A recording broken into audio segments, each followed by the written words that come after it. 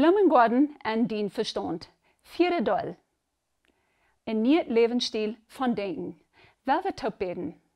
Gott, wir danken dir, dass deine Gnade als jeder Tag nie und auch dass deine Gnade als nie für unsere Gedankenwelt.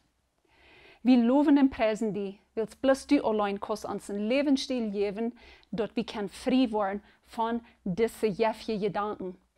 Und wir beten dich an, Gott, für die Liebe, die du für uns hast. Wir lieben dich, Gott. Amen. Wir haben gelernt, dass wir sind Geist, Seele und Körper. Und dass wir haben einen Verstand in uns Körper bin. Wir haben auch gelernt, wo dort Verstand rein zu merken. Und wir wollten auch, wo uns Verstand arbeiten wird. Von der will ich Ihnen vertellen, wo ich einen neuen Lebensstil gelernt habe von Denken. Und dort ist Danken, und Preisen und Anbeten. Dit ist ein derglicher Lebensstil, was uns geloten hat an Gott geben wird. Ich will aus dem Lexikon lesen, was diese drei Wörter meinen. Ich habe mir loten so eine Karten aus das drücken und ich habe die in mein Haus irgendwo legen, dass ich da immer andenken kann, was das in Wirklichkeit bedienen wird. Gott danken, preisen, in loben, dat meint dat zelfs in aanbeden. Sag ich dit im Wörterbuch.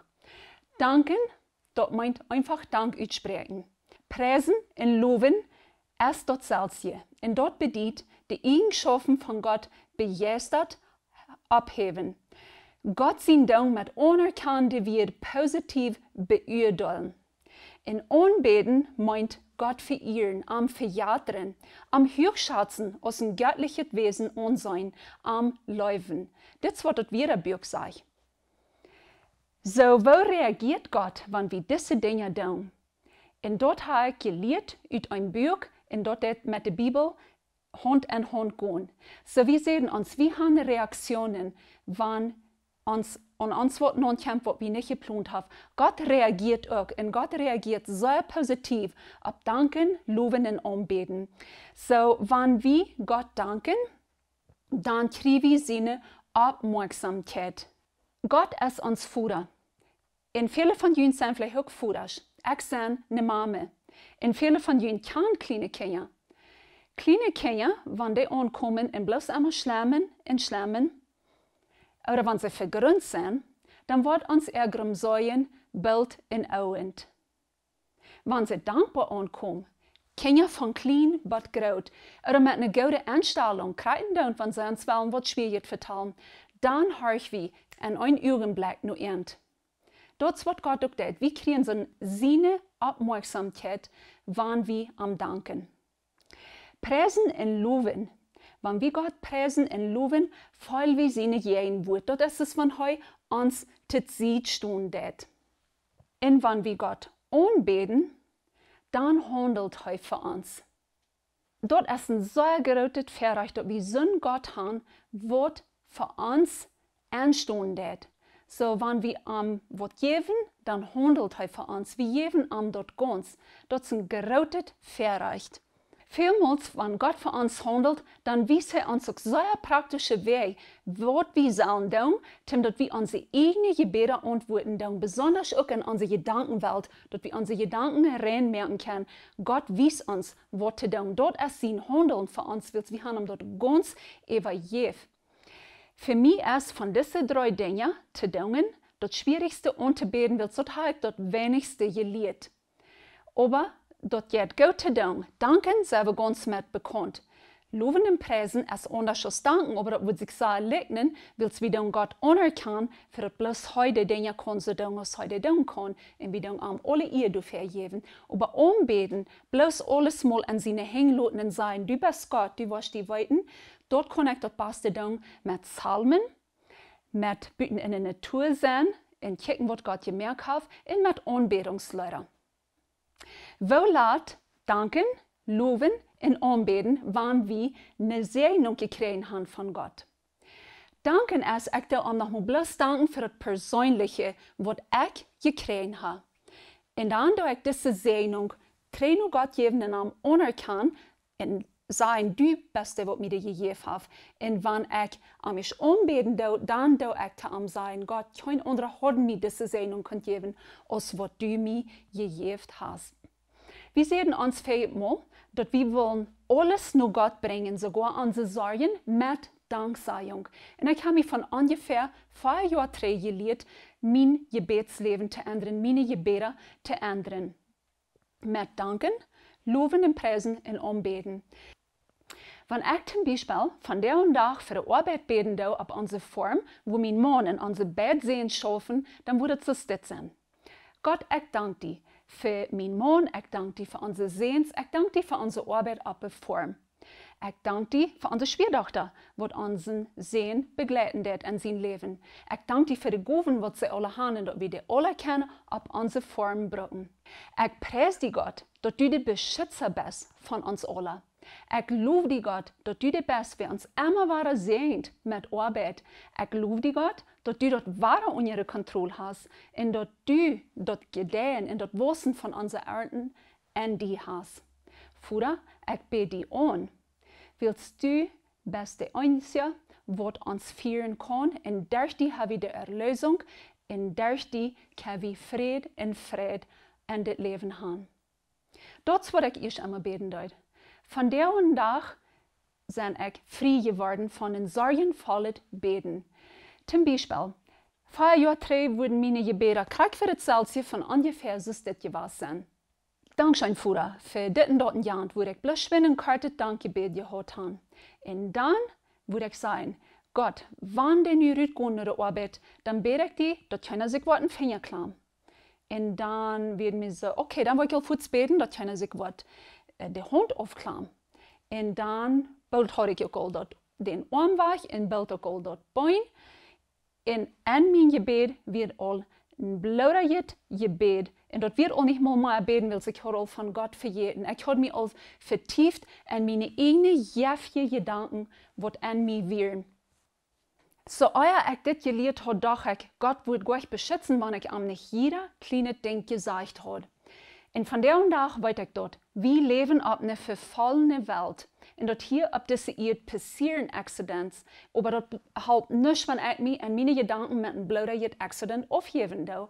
So ich soll das nur Gott geben und ich da am bloß fragen, Gott, was du mich vorbereiten, für was immer noch in mein Leben kommen soll.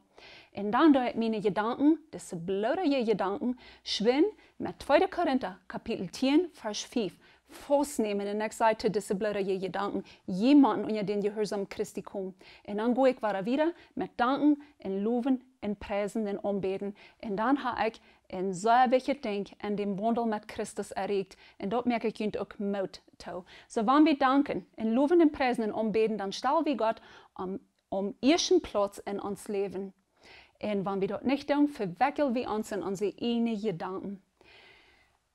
Ich lese Psalm 103 sehr, wo David redet, aus dem persönlichen Zeugnis, Gott zu preisen und anzubeten. In dort erste Part sagt es das. Der Überschrift ist dort große Dankgebet. Ein von Davids seine Psalmen. Lob den Herrn, o meine Seele, und mit allem, was ich sehe, lob seinen heiligen Namen. Hier kann ich sein, wo David loben dort. Und dann geht es wieder. Lob den Herrn, meine Seele, und verjagt nicht, was die Gott getan hat, der die all deine Sünden verjeft und all deine Krankheiten hält, der dein Leben vom Verdorben rat und mit Genot und Mitleid kreunt, der dein Verlangen mit Gott zufriedenstellt, solange du lebst, dass du wahre jung und stark warst als ein Adler. So hier habe ich ganz klar, wo David Gott anbeten dort am sein, heu ist der Einzige, was am erlösen kann. David wird ein Mann, nur Gott sein Hort, und heu läuft Gott anzubeten. Über alles gleicht er dort zu tun. David sein Name ist nur Jesus das erste Mal in der Bibel erwähnt worden. Wenn wir von einem starken Glauben reden, dann denken wir an Abraham. Wenn wir an das Gesetz denken, dann denken wir an Moses. Und wenn wir an Wunder denken, an das Alte Testament, dann denken wir an Elia und an Elisa. Aber wenn wir an Loben und Preisen und Danken denken, dann denken wir an David. David läuft Gott seine Jehrenwut in Anbetung zu sein, von dit gleich zu lernen. David dort in all seine Angelegenheiten Gott aanbeden. Wie fing in 1. Chronik Kapitel 15 en Kapitel 16 weer David zijn ganz beste dag en dort weer aus de Bundeskerst tree naar Jerusalem kwam.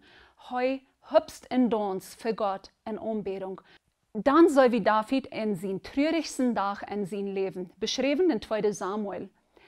Hij had alles verloren, zijn familie, zijn Haben Goud, zijn huis wird verbrannt. Dat schien sich so, als wenn dat het eind van zijn leven wird.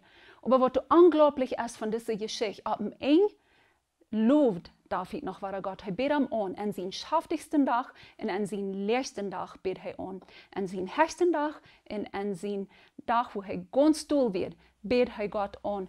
Hij duidt aan de anerkennung geben. Dit wird zijn innerlicher Drief, jeder dag Gott an te beten en van dort gleich ook te leren. Hij duidt sogar, dat valt Israel anordnen, sie sollen anbeten. Und dort fällt Israel, was zu dort tut, so ist keinmal euer. Dort Rick, dort kann ich Rick, wird gesegnet durch die Anbetung. So dort sage ich uns, weil die Bibel ist vom Heiligen Jesu inspiriert, dort Gott läuft Anbetung. Willst du so viel beschreiben, von wo Menschen Gott angebetet haben. Heu gleich dort. Wie dürfen dort von der und Tag um frei zu werden, von diesen Gedanken in uns Verstand, was du so heftig für uns sind. Ich will die Mut merken, nimm die jeder Tag morgens, ehe du aus dem Bad steigst, 1 Minute Zeit zum Gott danken, 1 Minute Zeit zum Gott loben und preisen und 1 Minute Zeit zum Gott anbeten. Dann bescheid, was immer dir fehlt. So ist das, was die Kümmelbrücken sein, ich bin von dir verdrisslich abgestoßen. Willst du hast all dort Gute getan. Viele Dinge waren ankommen, du warst ankriegt während den Tag kommen. Du waren jäftige Gedanken kommen. Aber du hast Gott all angebetet. Und du das auch wieder während den Tag. Und wenn du das all das und du fällst so, du hast was erreicht mit dir, wenn von der, jetzt die das all war nicht schein, dann will ich dir sagen, du hast nicht erreicht mit dir, du bist ohne Arbeit, willst du schaffst all. Du hast Gott zum Morgens gedankt, gelobt und angebetet. Der Feind will uns immer beschuldigen und Schuldgefallen geben. Und das ist nicht, was Jesus tut. Der Jesus Gottes, der ist sanft und der wird uns denken halten. In 1. Johannes 1, Vers 9 lesen wir, wenn wir unsere Sünden bekennen, dann ist er treu und gerecht und vergibt uns die Sünden und reinigt uns von aller Ungerechtigkeit.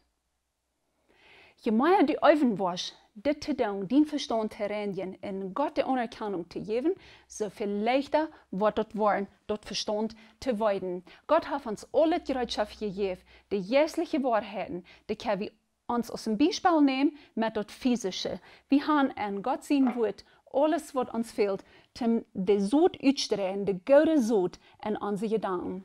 So weil wir Gott in sein Heiligen Jesus lassen und an Arbeit gehen, mit das Ankreuz in uns Verstand jeder Tag zu weiden, in diesen Blumengarten zu fallen, mit Gott sein Wort, wirklich in uns sehen, dort wässern, dort denken und dort genießen. Mag Gott ihn wirklich sehen beim Lehren in Wassen.